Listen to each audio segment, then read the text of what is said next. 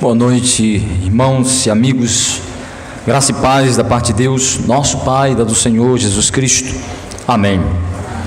Dando continuidade ao culto ao Senhor nesta noite, nesta hora do culto em que a palavra de Deus será lida e exposta para a nossa edificação, para a glória do nome do Senhor, para que o Espírito Santo de Deus possa atuar nos corações, realizando aquilo que Deus determinou em seu plano eterno para as nossas vidas. Abramos então a Escritura Sagrada no livro de Atos, capítulo de número 13, continuando a exposição continuada do livro de Atos, capítulo 13, a partir do versículo 16 até o versículo de número 43. Eu os convido para nós lermos de maneira alternada, vamos participar da leitura da palavra do Senhor. Atos 13, de 16 a 43. Leiamos.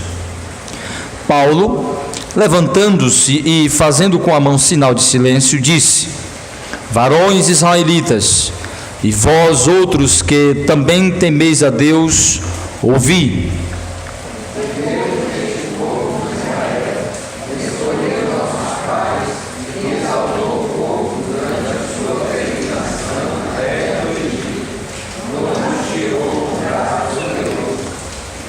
E suportou-lhes os maus costumes por cerca de 40 anos no deserto.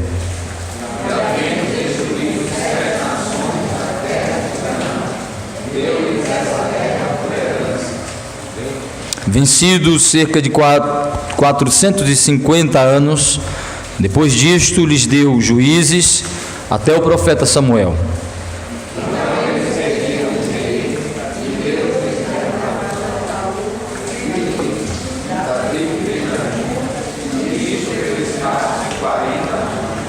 E tendo tirado a este, levantou-lhes o rei Davi, do qual também, dando testemunho, disse: Achei Davi, filho de Jessé, homem segundo o meu coração, que fará toda a minha vontade.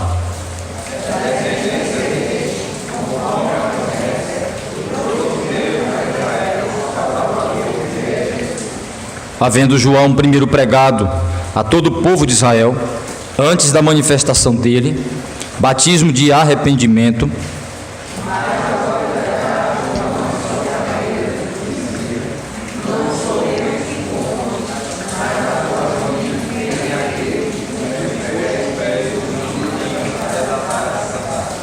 irmãos, descendência de Abraão e vós outros, os que temeis a Deus, a nós nos foi enviada a palavra desta salvação.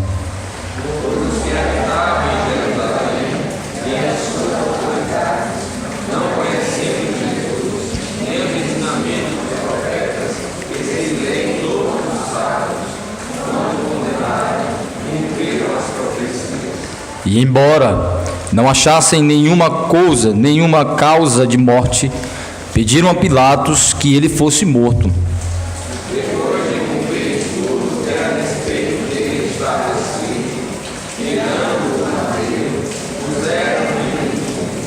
Mas Deus o ressuscitou dentre os mortos.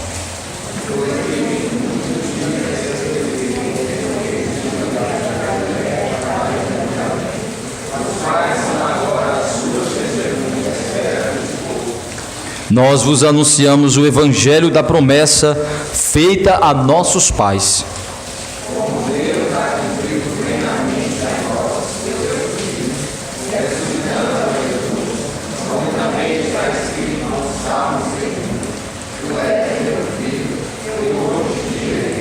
E que Deus o ressuscitou dentre os mortos, para que jamais voltasse à corrupção.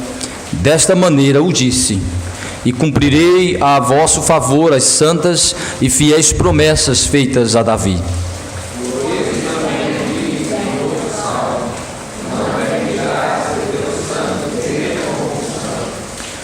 Porque, na verdade, tendo Davi servido a sua própria geração, conforme o desígnio de Deus, adormeceu, foi para junto de seus pais e viu corrupção.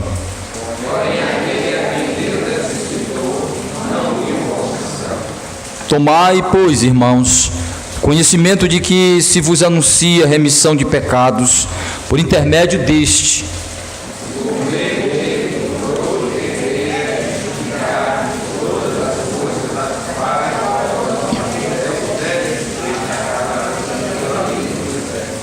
Notai, pois, que não vos sobrevenha o que está dito nos profetas.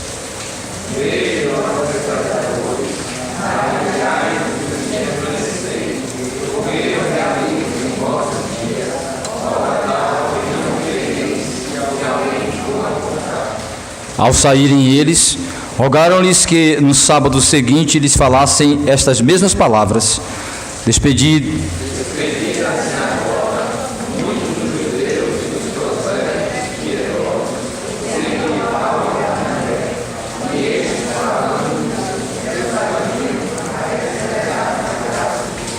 Que o Senhor aplique a sua palavra, que acabamos de ler, nos nossos corações. Amém.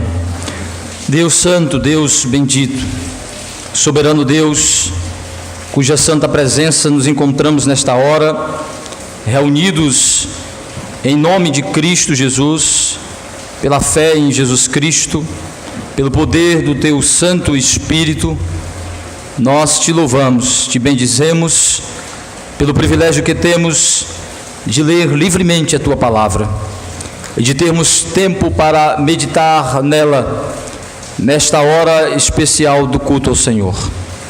Ó Deus, que este privilégio de ler e ouvir a Tua palavra possa ser devidamente aproveitada por nós, ouvindo de bom grado a Tua palavra, nos inclinando totalmente, com toda reverência, com todo temor, com todo respeito, para meditar naquilo que vamos ouvir da exposição da Tua palavra.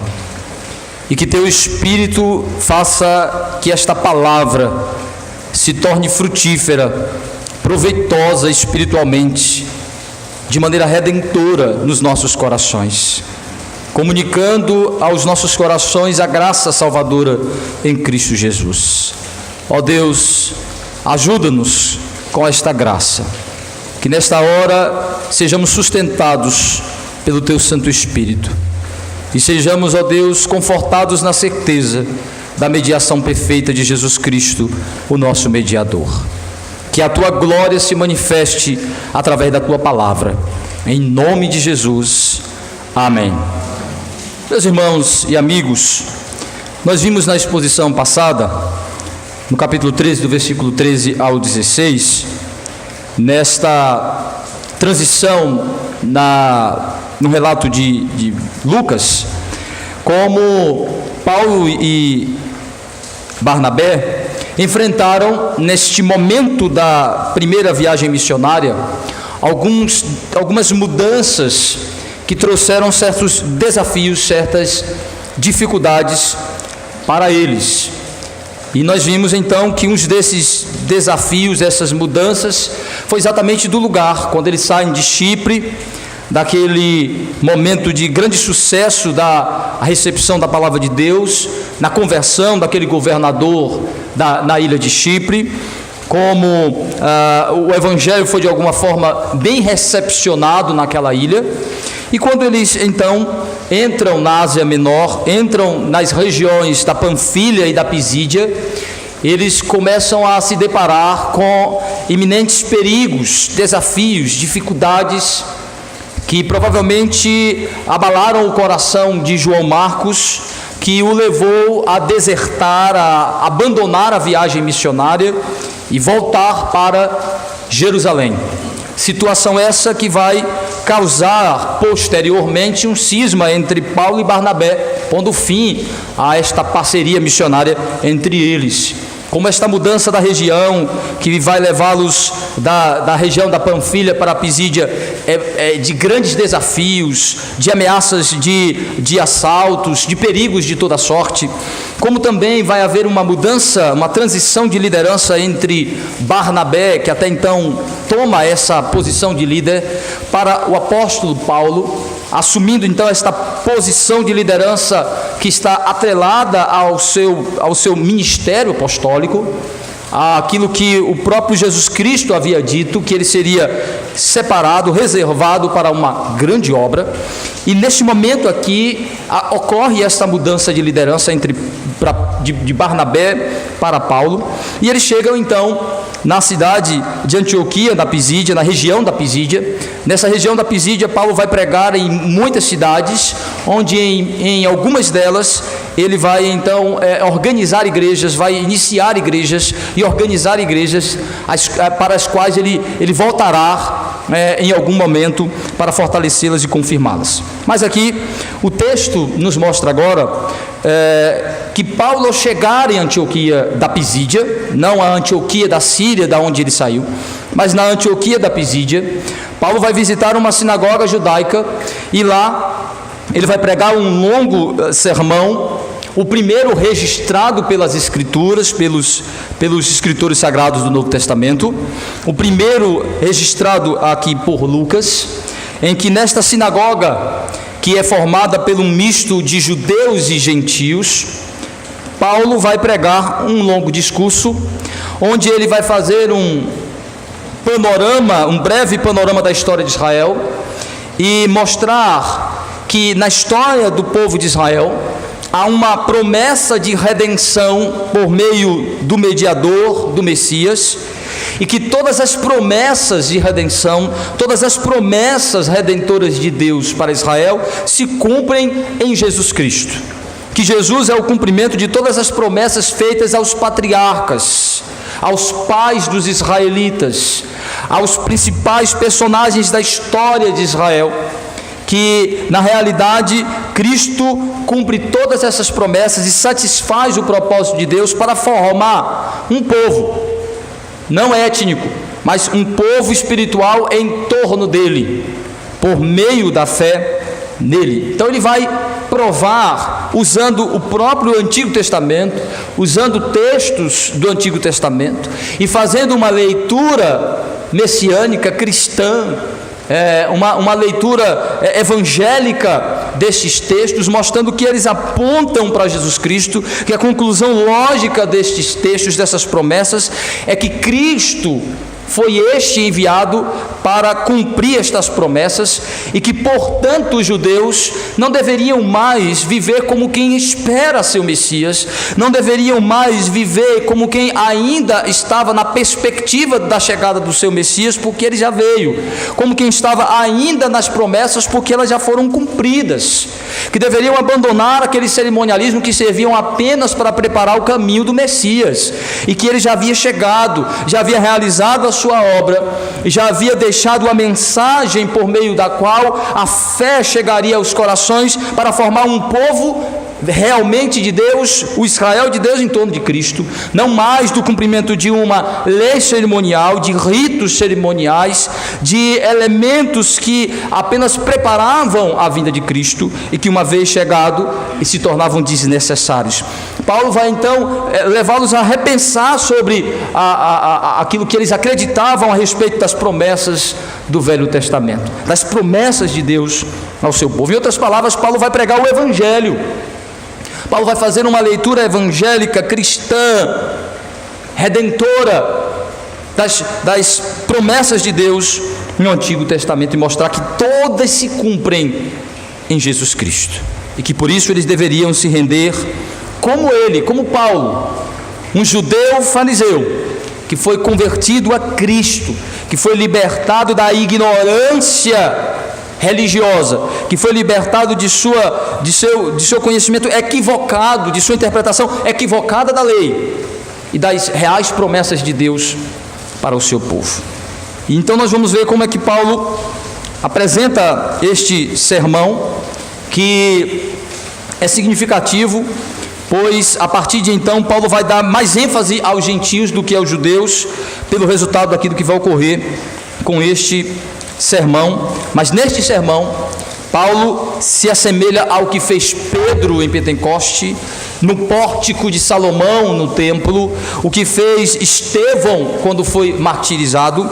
Fez um apanhado geral da história de Israel e disse: toda esta história culmina-se em Cristo, cumpre-se no Messias, neste Jesus que vocês rejeitaram. Rejeitá-lo é desprezar o cumprimento das promessas de Deus feitas ao seu povo. Então Paulo vai fazer isso através de um panorama geral, interpretando o Antigo Testamento à luz de quem é Jesus, do que ele veio fazer e como se apropriar dos benefícios daquilo que Cristo veio realizar como verdadeiro Messias prometido ao povo de Deus. Então, nesse primeiro sermão, Paulo, usando as provas do próprio Antigo Testamento, provas veterotestamentárias ou provas do Antigo Testamento, porque os judeus, Paulo está falando para judeus, e os judeus queriam que os cristãos provassem onde que a lei corrobora com a interpretação de que Jesus é o Messias, onde estão as provas cabais do Antigo Testamento de que Jesus é o Messias. E Paulo vai fazer exatamente isso, vai provar, usando o Antigo Testamento, que Cristo é o Messias. Rejeitá-lo é rejeitar aquele que Deus enviou uma vez prometido. Então, que essas promessas todas estão cumpridas em Jesus. Primeira prova que Paulo dá é que, ao fazer um apanhado da história, breve apanhado da história de Israel, mas ele vai começar exatamente de como a nação se forma no cativeiro egípcio, cumprindo a promessa feita aos patriarcas a Abraão, Isaque e Jacó, e mostrando que a conclusão deste panorama é que ele prova que aquilo que o Antigo Testamento diz se cumpre em Jesus. Jesus é o Messias. Ao analisarmos o Antigo Testamento, Paulo vai dar as provas de que o Antigo Testamento apontam que Jesus é este Messias, é este prometido de Deus. Vejam a partir do versículo 16. O texto diz que Paulo chegou na sinagoga.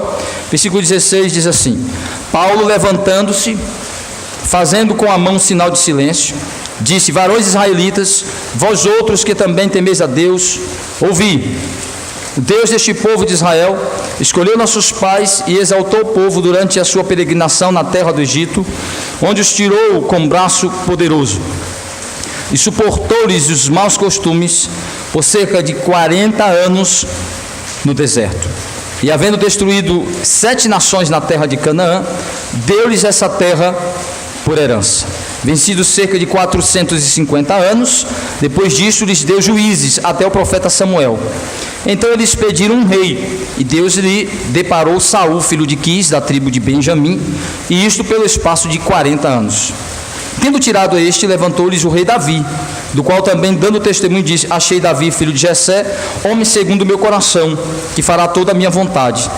Da descendência deste, conforme a promessa, trouxe Deus a Israel o Salvador, que é Jesus, havendo João primeiro pregado a todo o povo de Israel antes da manifestação dele, batismo de arrependimento. Mas ao completar João a sua carreira, dizia: não sou eu quem supondes, mas após mim vem aquele cujos pés não sou digno de desatar as sandálias. Irmãos, descendência de Abraão, e vós outros que temeis a Deus, a nós nos foi enviada a palavra desta salvação. Então, Paulo, depois de ouvir e participar do culto sinagogal, deram a oportunidade para ele falar, provavelmente porque os líderes da sinagoga conheciam Paulo, deram a Paulo a oportunidade. Paulo então se levanta e já baseado na postura apostólica, já fazendo valer a sua posição de autoridade como aquele que é recipiente da revelação, tem autoridade para pregar de maneira inspirada, autoritativa, o Evangelho, a palavra do Senhor, e isso fazendo interpretações do Antigo Testamento, mostrando como eles implicam em Cristo, apontam para Cristo. Paulo então se levanta, e aqui ele faz uma coisa interessante. Ele pede silêncio, fazendo um gesto de silêncio, mandando que as pessoas se calassem. Isso indica, para alguns historiadores e pesquisadores, de que os cultos nas sinagogas eram muito barulhentos, principalmente nas sinagogas onde havia um misto de judeus e gentios. Haviam muitas conversas paralelas, havia pouca reverência àquilo que se fazia naquele lugar. E Paulo pede então o silêncio, indicando que é necessário total respeito e reverência à pregação da palavra de Deus, de que eles deveriam prestar atenção àquilo que iria ser dito a partir de então, pedindo total reverência à exposição da palavra do Senhor que Paulo iria fazer. E então ele vai começar fazendo a saudação toda respeitosa àquelas pessoas, dizendo: irmãos, mostrando a ligação dele com os judeus. Paulo não é um antissemita, Paulo não é um perseguidor, não é um odiador dos judeus. Paulo ama seus irmãos patrícios. Paulo diz que tem um grande zelo pelos judeus, que se pudesse, ele abriria mão da sua própria salvação para vê-los salvos. Paulo fala isso em Romanos capítulo 11, capítulo 10 e capítulo 11. Mostrando o anseio que ele tem pela salvação. Ele não é um antissemita, apesar de ser duro na sua reprovação à postura dos judeus por rejeitarem Cristo, porque Paulo ama os seus irmãos judeus, mas ama mais a Cristo, ao seu evangelho. E Paulo então, com todo respeito, sauda os judeus presentes e os gentios, dizendo que eles tinham temor, respeito, reverência à palavra de Deus e que deviam todos ouvir aquilo que ele tinha para falar, mostrando que sua mensagem não se dirigia exclusivamente a judeus, mas inicialmente a eles, mas para todas as pessoas. E Paulo vai começar a sua exposição, fazendo um panorama da história de Israel, dizendo: estes judeus, esses israelitas, que vocês estão na igreja deles, no templo deles, estão na sinagoga que reporta a fé judaica. Estes judeus, a origem deles se dá pela promessa de Deus aos patriarcas. Não cita o nome de Abraão, Isaque e Jacó, mas está implícito aqui, dizendo a promessa de Deus aos pais, de que Deus faria um povo para si a partir deles, e este povo se organiza, se estrutura como nação, na peregrinação no cativeiro egípcio. Lá no Egito, o povo toma corpo e forma de uma nação, pelo crescimento numérico. Então ele diz: este povo que Deus escolheu. Então ele começa com a eleição de Israel como um povo separado, a predestinação, a eleição de Israel como um povo especial. Mas qual é a base dessa eleição? É a promessa redentora. Deus elege este povo, escolhe este povo para abençoar este povo com salvação. Então eles são eleitos para ser o primeiro recipiente, os primeiros a receberem a salvação. A eleição não é um fim em si mesmo, é um meio para um fim. Deus os elegeu para salvá-los. Então é isso que Paulo está argumentando, que o que faz do judeu um povo especial não é o fato simplesmente de pertencer aos pais, de nascer na etnia, mas de sobre eles está as promessas redentoras de Deus. E ele vai mostrar como essas promessas se desenrolam. Primeiro, mostrar que este povo eleito não é especial porque é diferente dos ímpios, porque são tão maus quanto. Ele vai dizer: Deus suportou, versículo 18, os maus costumes. Deus os libertou do Egito, mas o Egito ainda estava no coração deles. É o símbolo da condição espiritual do eleito. Ele é escolhido para a salvação, mas a sua condição de nascimento, sua condição natural é de alguém que ainda está no mundo, de que o mundo ainda habita nele, de que há pecaminosidade, de que a natureza de Adão ainda está nele. Deus elegeu Israel, fez de Israel um povo separado, mas esse povo ainda era pecador. E a prova de que esse povo ainda era pecador, ele vai dizer: Deus suportou os maus costumes que trouxeram do Egito na peregrinação rumo à terra prometida. Como este povo demonstrava rebeldia, idolatria, ignorância. Este povo eleito, separado, ainda era pecador. Então o que é que Deus vai fazer? Deus vai prometer Deus vai reforçar a promessa de redenção. Este povo precisa ser redimido. Então a promessa será a base suficiente para gerar fé no coração daqueles eleitos para a salvação, para já receberem a justiça de Cristo já agora. Então mostra que esse povo escolhido precisa ser salvo. E a prova disso é que ele vai mostrar o decorrer da história para chegar em Davi. Ele precisa levar a história para Davi, para mostrar que Jesus é a semente de Davi, é o filho prometido.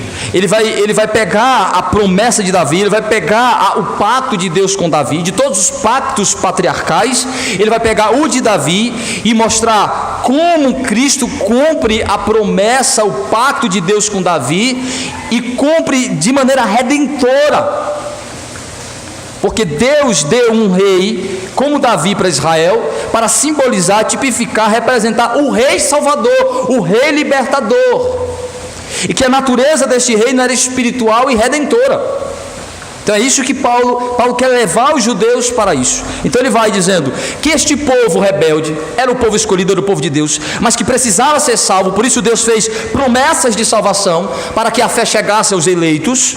Ele diz, e havendo Deus destruído, Deus cumprindo as suas promessas de levar para uma terra prometida, Deus colocou eles em Canaã, versículo 19, deu-lhes por herança aquela terra, deu-lhes lideranças, começando com os juízes, para ensinar a respeito de Deus, de sua lei, de suas promessas, para instruir o povo de como viver para agradar a Deus e como viver na expectativa do Redentor, esperando a promessa, o cumprimento da promessa do Redentor, como viver com base na fé nessa promessa, até que se chega a época. Ele começa com o período do cativeiro, com o período do êxodo, da caminhada rumo à terra prometida, a chegada na terra prometida, a liderança dos juízes, os 2 primeiros reis, até Davi, para mostrar que o reinado de Davi é o reinado tipológico, tipificador, representador de Cristo,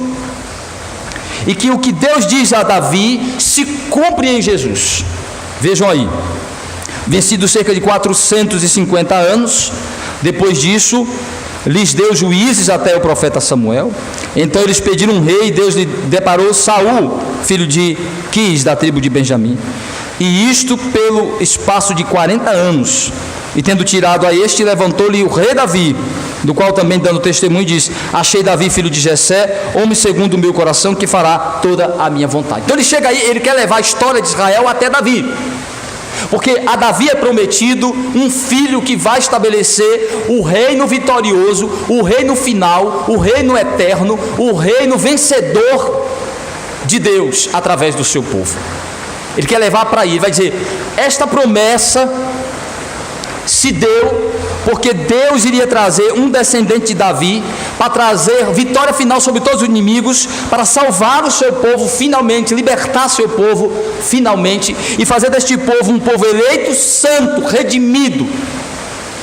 E aí ele faz o contraste entre Davi e Saul. Saul é um rei também dado por Deus, mas não é o tipo de Cristo, não é o que representa o Messias, não é a figura do Messias, porque Saul é ímpio, desobediente, rebelde. Mas Davi é um homem pecador, mas que há fé e temor a Deus no seu coração. Por isso que diz que a diferença de Davi e Saul é que Davi é segundo o coração de Deus. Por isso Davi tipifica Cristo. Por isso que Davi é de fato o representador de Cristo aí neste contexto. Estabelece um reino messiânico, não só pelas vitórias, porque Davi amplia o território dos judeus, Davi vence muitos inimigos, mas o que faz Davi o tipo de Cristo, o que faz Davi a figura representativa de Cristo naquele contexto, é seu coração, seu caráter, sua disposição. É pecador, cometeu pecados terríveis, hediondos, como adultério, e arquitetou a morte de Urias. Mas o que faz dele um tipo de Cristo é seu coração disposto a se humilhar diante de Deus, a querer fazer a vontade de Deus, a se submeter à graça e à misericórdia de Deus. Por isso ele diz, Deus escolheu Davi para que de sua descendência viesse o Messias libertador, o Rei Salvador. Mas o que ele quer mostrar é, o verdadeiro Cristo não é Davi, é o filho dele, é o descendente dele, porque Davi é um homem segundo o coração de Deus, mas só Cristo é filho autêntico do caráter igual ao do Pai. Cristo é o filho que agrada a Deus de verdade. Davi é segundo o coração de Deus porque tem um coração que se inclina a Deus, mas Jesus é um coração igual ao do Pai. Jesus é o filho que de fato obedece plenamente. Por isso, quando Deus fala no batismo de Cristo, diz: este é o meu filho amado em quem me comprazo, em quem tenho prazer, satisfação. Então ele diz: este prometido a Davi é Jesus, este Messias, este Rei libertador, é Jesus a quem pregamos para você. Toda a história de Israel é para chegar até Jesus Cristo. Olha a pretensão de Paulo, ele diz isso a partir do versículo 23. Da descendência deste, conforme a promessa trouxe Deus a Israel, o Salvador, que é Jesus. Havendo João primeiro pregado a todo o povo de Israel, antes da manifestação dele, batismo de arrependimento. Mas ao completar João a sua carreira, dizia: não sou quem supondes, mas após mim vem aquele cujos pés não sou digno de desatar as sandálias. Irmãos, descendência de Abraão, vós outros que temeis a Deus, a nós nos foi enviada a palavra desta salvação. Então Paulo diz: o prometido a Davi é Jesus, que João preparou, apresentou, dizendo: eu não sou este prometido, não sou esse Messias, é este que vem após mim. Quando viu, apontou, disse: é este que cumpre todas as promessas de Deus feitas a Davi, cumpre todas as promessas de Deus feitas ao seu povo, aos israelitas. Esse é o Messias prometido, é o Rei prometido, é o que traz o reino eterno, libertador, salvador, vitorioso. Então ele diz: irmãos judeus, que tendes a mesma fé, a mesma esperança, que estão debaixo da mesma promessa, se cumpriu esta promessa feita aos nossos pais, Cristo é o cumpridor. João, eles ouviam, certamente aqueles judeus conheciam de João Batista, mesmo estando distante na Pisídia, tinham ouvido falar de João Batista. A fama de João Batista, neste contexto, era maior do que a do próprio Cristo chegando naquelas regiões. Cristo vai ser conhecido entre os gentios pela pregação do Evangelho. Então ele diz: o que João faz é preanunciar este Messias, este Rei, este prometido. E quando Cristo aparece, ele sai dizendo para dizer: é este aí. E o que nós estamos dizendo hoje para vocês, diz Paulo, o que estamos trazendo hoje é esta palavra de salvação que Deus falou para os israelitas, é promessa de salvação. Não é promessa de salvação espiritual, de salvação do pecado. Não é promessa de fortalecimento e estabelecimento de uma etnia poderosa, de uma nação bélica, não. É de salvação, é de redenção, é de libertação do pecado. Essa palavra salvadora. Então ele diz: o que Deus disse a Davi é promessa de salvação. O que Deus disse aos pais, disse a Abraão, que a partir dele abençoaria as nações, é promessa de salvação. O que Deus disse ao seu povo, que a sua nação seria forte e poderosa, é de natureza espiritual, redentora. Então ele diz: esta salvação falada para eles, dizendo que a mesma coisa que ele está dizendo é o que foi dito lá, se cumpre em Cristo. Então a primeira coisa que Paulo diz nesse sermão, usando o Antigo Testamento, é dizendo: olha, o que Deus disse a Davi se cumpre em Jesus Cristo. Ele é o descendente, Rei libertador, poderoso. Então a primeira coisa, Paulo mostra, usando o próprio Antigo Testamento, interpretando o Antigo Testamento, que Jesus, não há outro que cumpre as promessas, todas as promessas redentoras a Israel. Cristo é este que cumpre. Aí a segunda coisa que Paulo diz para aqueles judeus e gentios, outras provas do Antigo Testamento, é de que Jesus, como Messias, precisava morrer e ressuscitar. Então quem era ele? Ele era o prometido, ele era o filho da mulher, a descendência da mulher que desfaria as obras de Satanás. Ele é o filho de Abraão, que abençoaria as nações da terra. Ele é o filho de Davi, que estabeleceria um reino poderoso e eterno. Mas como é que ele faz isso? O Antigo Testamento diz que o Messias, que o prometido, não realiza a sua obra através de um governo político, mas através de um sacrifício, através de uma morte sacrificial e da ressurreição dele. É por morte e ressurreição do Messias que ele cumpre seu papel messiânico. Veja, Paulo vai dizer, o Antigo Testamento fala isso. A lei de Israel aponta para o Messias, dizendo que é preciso que o Messias morra. Ele não diz que o Messias é vitorioso, permanecendo vivo, fazendo guerra, estabelecendo Israel através de guerras como fez Davi, mas que o Messias prometido a Davi, a força dele está no poder do que ele vai fazer, de quem ele é, do que ele vai fazer. Ele vai morrer, mas ressuscitar. Veja, versículo 27. Pois os que haviam em Jerusalém, as suas autoridades, não conhecendo Jesus, nem os ensinos dos profetas, que se leem todos os sábados, quando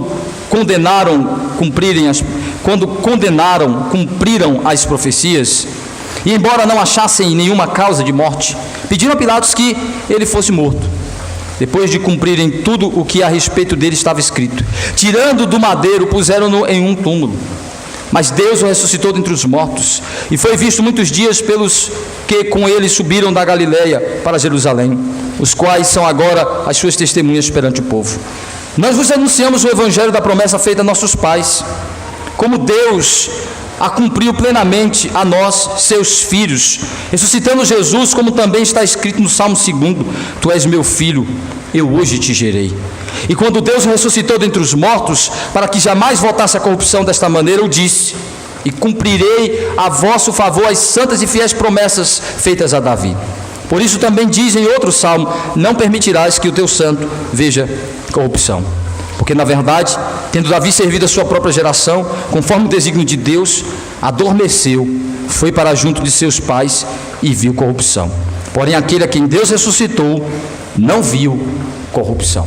Então agora ele vai dizer: este Jesus foi morto, este cumpridor das promessas, esse Messias prometido, foi morto por aqueles que liam a lei. Agora Paulo faz uma grande provocação àqueles judeus, dizendo: aqueles que liam a lei, estudavam a lei, ensinavam a lei, que acreditavam estar nas promessas de Deus, que liam a lei todo dia, não entendiam o que a lei dizia, porque mataram Jesus Cristo, rejeitaram Jesus Cristo.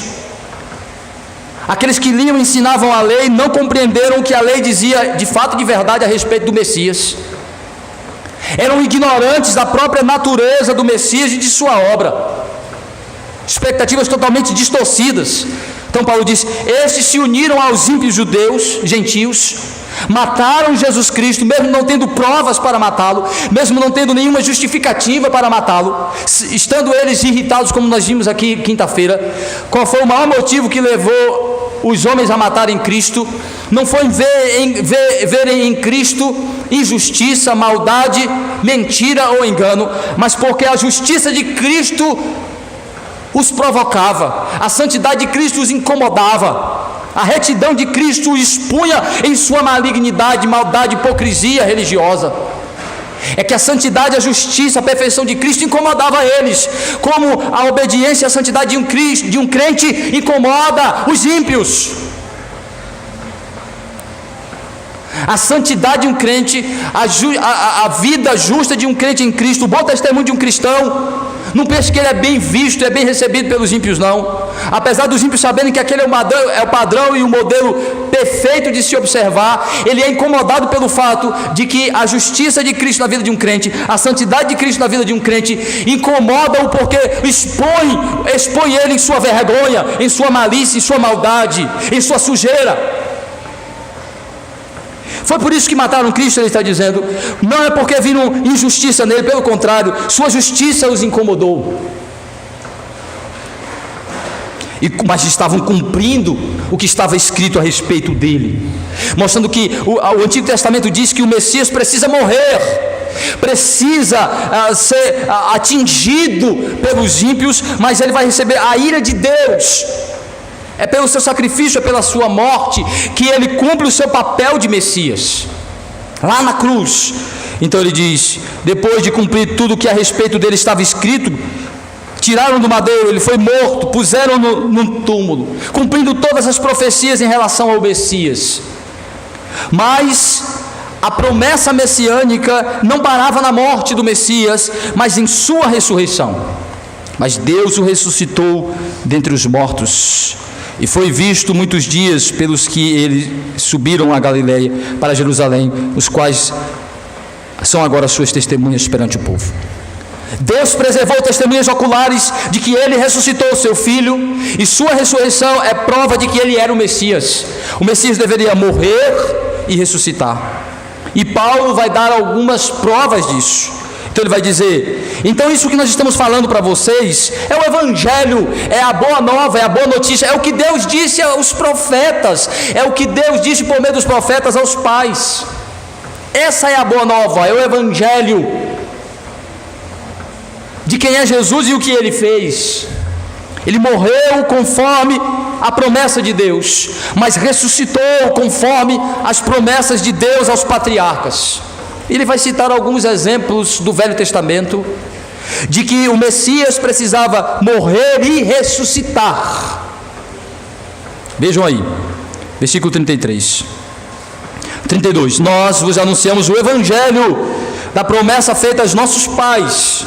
A promessa já é Evangelho, o cumprimento é Evangelho. Aí ele vai dizer: o que Deus prometeu aos nossos pais, o que Deus prometeu aos judeus, o que Deus prometeu aos pais dos judeus, como Deus os cumpriu plenamente. Versículo 33. A nós, seus filhos, falando aqui dos judeus como o primeiro povo de Deus, ressuscitando a Jesus, como também está escrito no Salmo 2: tu és o meu filho, eu hoje te gerei. Primeira prova escriturística veterotestamentária, primeira prova que Paulo dá, usando o Antigo Testamento, que ele está falando para judeus inicialmente. Ele vai dizer: olha, quando Davi fala no Salmo 2, que mesmo os homens resistindo ao Messias, ao escolhido, Deus o entronizaria, o levantaria e o colocaria no seu trono poderoso. Cristo é a prova de que ele é o Messias, porque Deus fez isso com ele.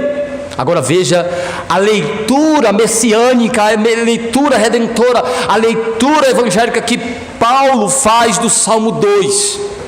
Ele vai citar a expressão quando o salmista diz: tu és o meu filho, eu hoje te gerei. Deus falando de como o filho é gerado.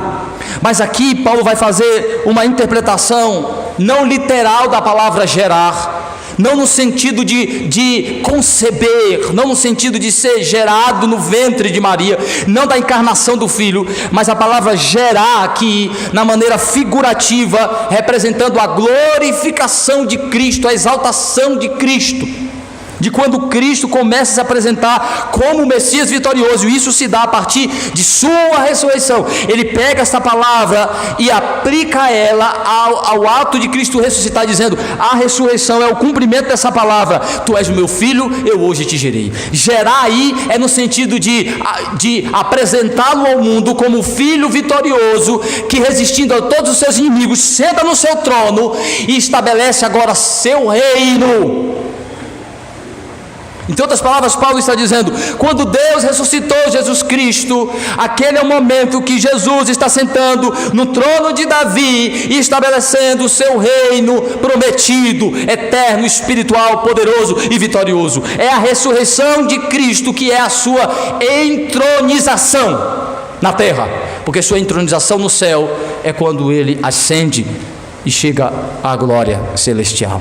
Mas sua entronização na terra, seu reinado começa a se estabelecer plenamente. Ele é apresentado como rei, cumprindo a promessa do Salmo 2. Os filhos conspiram, os homens conspiram contra o Senhor e contra o seu ungido, mas Deus irá zombar destes e irá fazer com que o seu filho sente, ou seja, eles vão resistir. Como é a maior resistência? Matar Jesus. Como é a maior forma de tentar impedir Cristo chegar ao seu trono? Matá-lo. Mas a ressurreição é Deus confirmando que seu filho é rei e ele então o entroniza. Paulo diz: não é sentando em um trono literal lá em Jerusalém que o Messias é entronizado. É quando Deus ressuscita Cristo, prova que ele é o Messias, é o rei vitorioso sobre a morte, sobre o inferno, sobre o pecado e sobre a ira de Deus. e deu algumas testemunhas para ver e ter esta palavra que agora vos pregamos.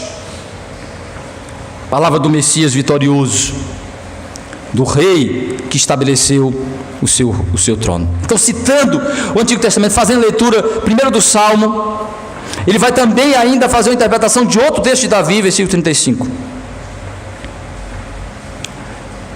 Versículo 34. E que Deus o ressuscitou dentre os mortos, para que jamais voltasse a corrupção. Desta maneira eu disse: cumprirei a vosso favor as santas e fiéis promessas feitas a Davi. Por isso também diz em outro salmo: não permitirás que o teu santo veja corrupção. Porque na verdade, tendo Davi servido a própria geração conforme o desígnio de Deus, adormeceu, foi para junto de seus pais e viu corrupção.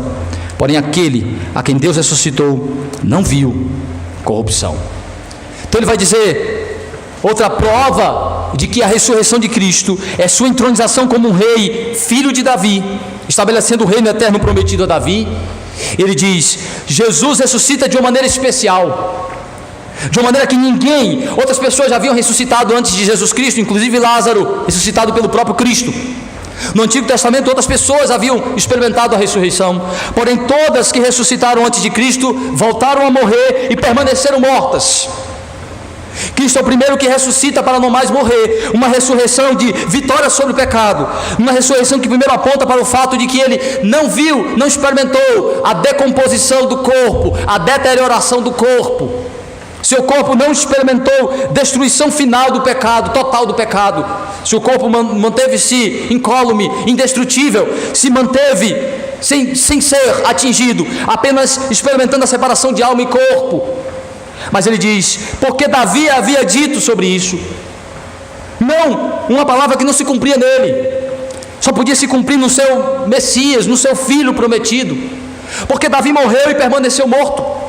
Mas ele diz que Deus não deixaria na corrupção, não deixaria morto. Então ele não está falando dele mesmo, ele está agora dizendo que Davi aqui é profeta, profetizando a respeito do Messias, dizendo que ao ressuscitar o Messias, Deus estaria trazendo uma nova ordem na história da humanidade, um novo momento na história da humanidade, a base sobre a qual Deus iria refazer a humanidade de uma maneira em que todos os inimigos estavam vencidos e neutralizados com a ressurreição de Jesus Cristo. Então ele diz: assim Cristo cumpriu as promessas feitas a Davi, de que o seu descendente não veria corrupção e ressurgiria vitorioso. Eu digo: Davi está morto e lá permanece, mas Jesus ressurgiu, está à direita do Pai, está do lado de Deus. Davi foi morto e viu corrupção, então essa palavra não se cumpre nele, se cumpre em Jesus. Ele está falando do que precisa acontecer com o Messias. Ele precisa morrer e ressuscitar, inaugurar uma nova fase, uma nova ordem, um novo momento na história da humanidade. A certeza de que, com base no que ele fez, os que creem nele são vitoriosos sobre o pecado, sobre a morte e sobre o inferno. Mas aí Paulo continua dizendo para aqueles irmãos, para aqueles judeus e gentios, que a terceira prova que ele dá é de que o Antigo Testamento também diz que essas verdades prometidas no Antigo Testamento e que se cumpriria no futuro, precisavam ser recebidas em arrependimento e fé, para que tanto judeus como gentios se tornassem verdadeiro povo de Deus em Cristo. Que o próprio Antigo Testamento prevê a necessidade de crer nas promessas redentoras do Senhor, de que o salvo, o autêntico judeu, o autêntico filho de Deus, não é quem nasce na etnia, mas é quem nasce espiritualmente no poder que está nas promessas do Redentor e no cumprimento.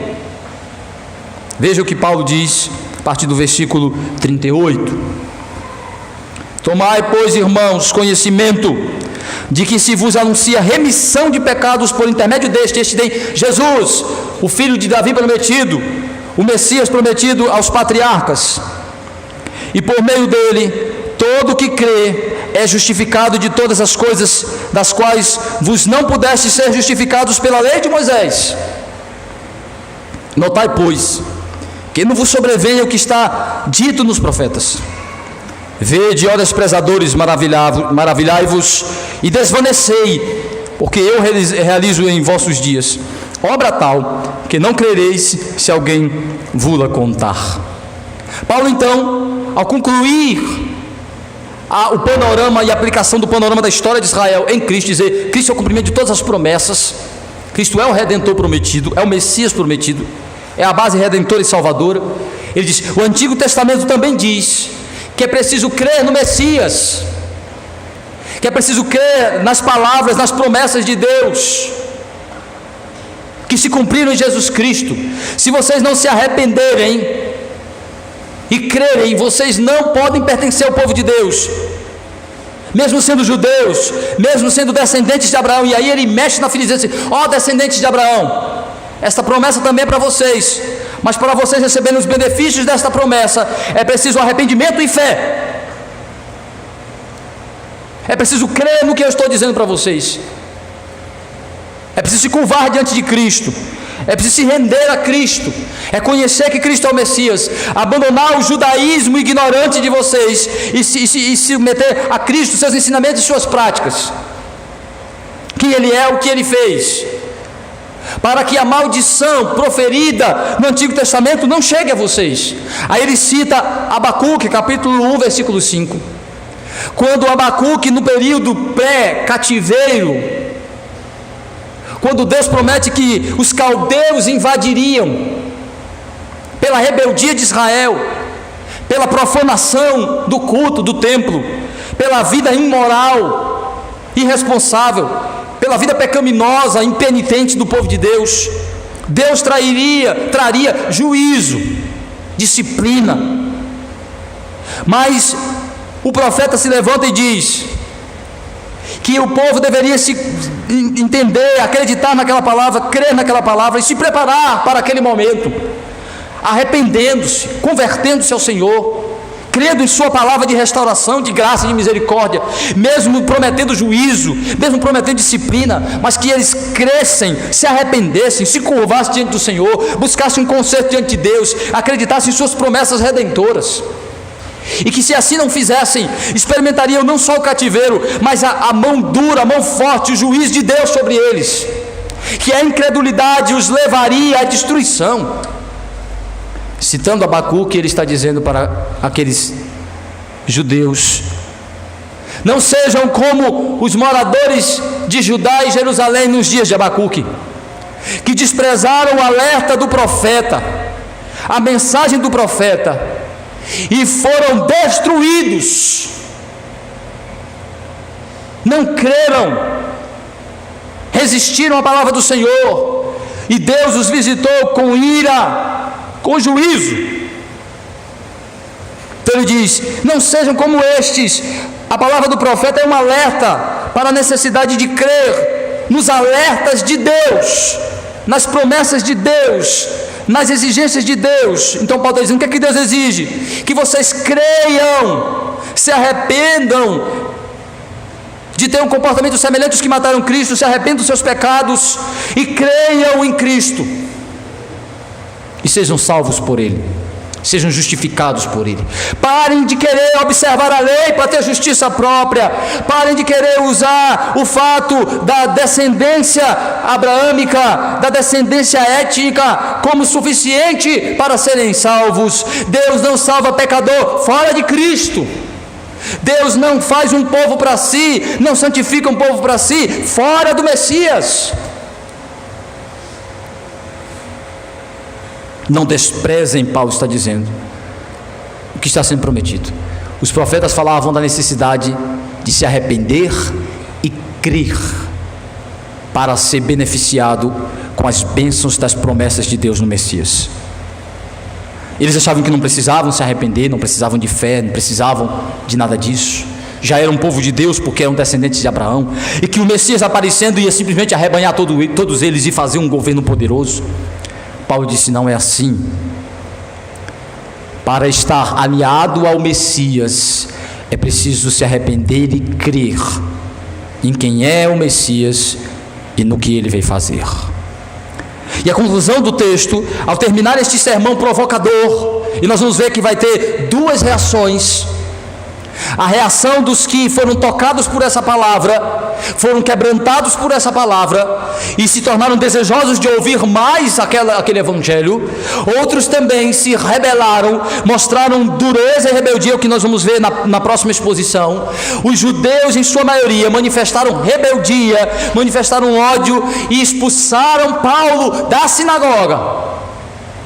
Isso significa que o evangelho, meus irmãos, só tem duas reações, e ele não fica sem reação no seu coração. Ou você se converte a Cristo, ou você se rebela contra Cristo. Não há outra reação para o Evangelho, não há neutralidade para a pregação do Evangelho quando ele é pregado com fidelidade. Ou você se curva, ou você reconhece quem é Cristo, o que ele veio fazer, que ele é o único que pode lhe salvar, lhe redimir, que você precisa se curvar diante dele, que você precisa aprender mais dele, que você precisa mais da graça nele. Ou então você se rebela e acha que não precisa de Cristo, que pode viver do seu jeito, que pode conquistar a salvação pelos seus próprios esforços, que pode praticar as suas boas obras, que pode arrumar uma forma intermediária para alcançar a graça de Deus, para alcançar a Deus.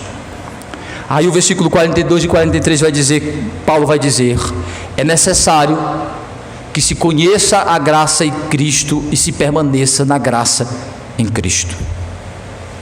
É preciso conhecer as doutrinas da graça e permanecer nas doutrinas da graça. Não conhecer só de maneira intelectual, mas conhecer de maneira transformadora.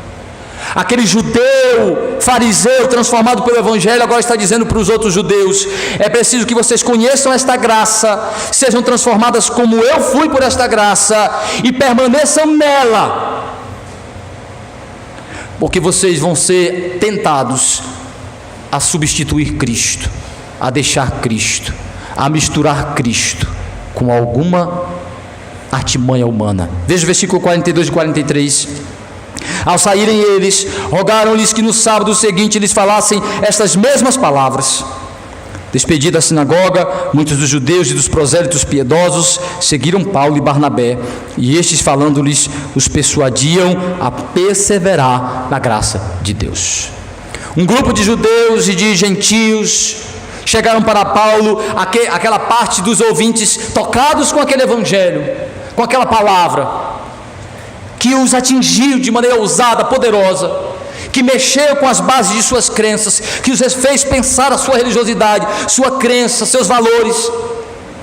Entenderam que estavam ouvindo algo significativo na sinagoga, mas que o que eles traziam era algo totalmente renovador, novo, poderoso, que fazia muito mais sentido e lógica a tudo aquilo que Paulo explicou sobre o Antigo Testamento, sobre a história de Israel. E aquelas pessoas tocadas com aquela palavra, Paulo diz: é importante que vocês não simplesmente sejam simpatizados, não simplesmente sejam mexidos, mas transformados por essas verdades, entendendo que o que eu estou apontando para vocês, ensinando a vocês, são as doutrinas da graça, de como Deus salva pecadores por graça, de como Deus transforma pecadores por graça, de como Deus faz filhos de Deus por graça, de como Deus faz filhos do reino por graça, de como Deus salva e leva pecadores para o céu por graça, não por obras, não por esforço humano, não por escolha humana, mas por Deus em Cristo. E ele diz, ele então alertou: vocês estão aqui no meio desses judeus, fiquem alertas, mantenham-se e perseverem na graça. Por isso que Paulo escreve a sua carta aos Gálatas. É bem interessante. Gálatas não é a carta a uma igreja, mas é uma carta designada a várias igrejas que fazem parte desta região da Pisídia, que nós vamos ver posteriormente, Listra, Derbe, onde Paulo chega e organiza igrejas. É para esta região aqui que Paulo escreve a carta aos Gálatas. É para as igrejas desta região, da primeira viagem missionária de Paulo.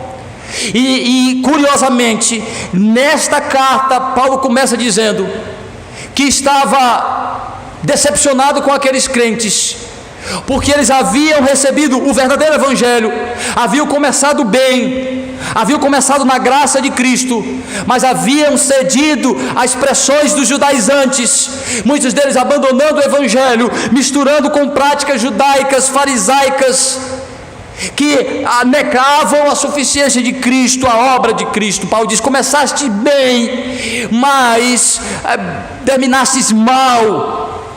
Começastes com o verdadeiro evangelho, agora abraçaste um outro evangelho.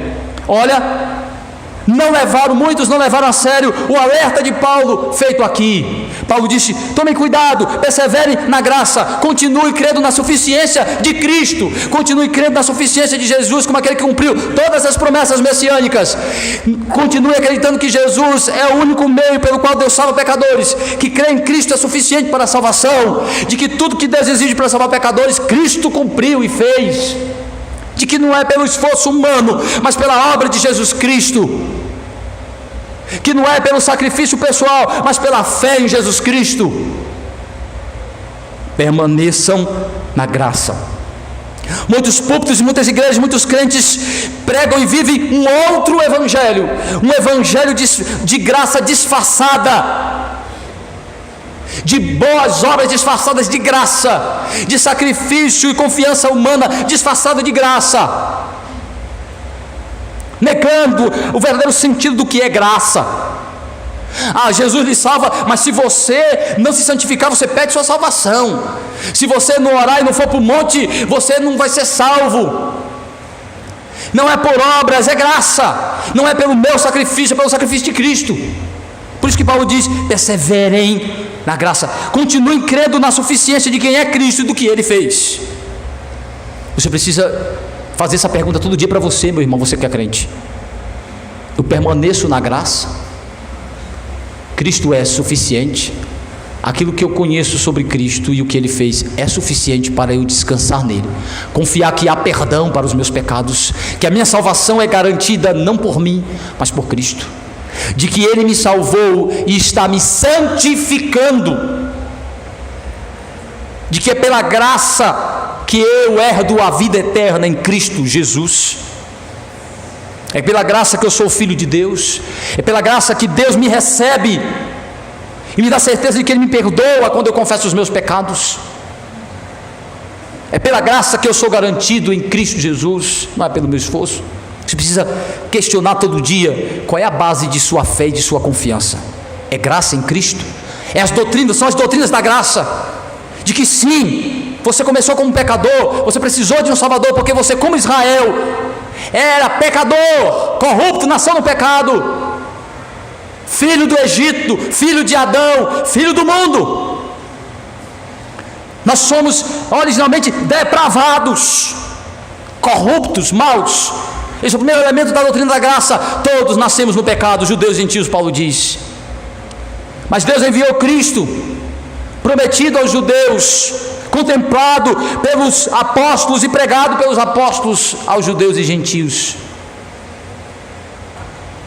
E este Cristo realizou a obra que Deus exigia para salvar pecadores, morrendo e ressuscitando.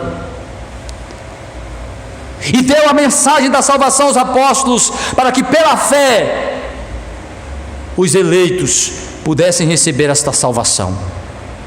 Você crê nessas doutrinas? Essas são as doutrinas da graça. A depravação do homem, a graça irresistível, a eleição incondicional do Senhor. O Senhor nos elege em Cristo Jesus, nos chama, envia o seu Filho, a suficiência de Cristo, e pela graça nos une a Ele, de maneira irresistível, numa vocação eficaz pela obra do Espírito Santo, gerando uma fé poderosa, verdadeira, nos fazendo caminhar em um processo de santificação, garantindo a nossa glorificação final, por causa de quem Cristo é e da eficácia de sua obra. Você crê nisso, meu irmão? Isso é Evangelho. Isto é Evangelho. O Evangelho é o ensino sobre quem é Jesus, o que Jesus fez e como eu posso receber e me beneficiar do que Ele fez por mim. Isto é Evangelho. Você crê neste Evangelho? Este é o Evangelho que salva. Este é o Evangelho que transforma pecadores em filhos de Deus. Paulo então disse para aqueles interpeladores que disseram: volta na outra semana, Paulo, prega de novo para nós. Paulo diz: pregarei de novo, mas vocês precisam crer e permanecer nesta graça, na suficiência desta graça. Que Deus, meus irmãos, nos sustente com a suficiência da obra de Cristo, com a sua graça salvadora. Que Ele, pois, nos abençoe. Amém.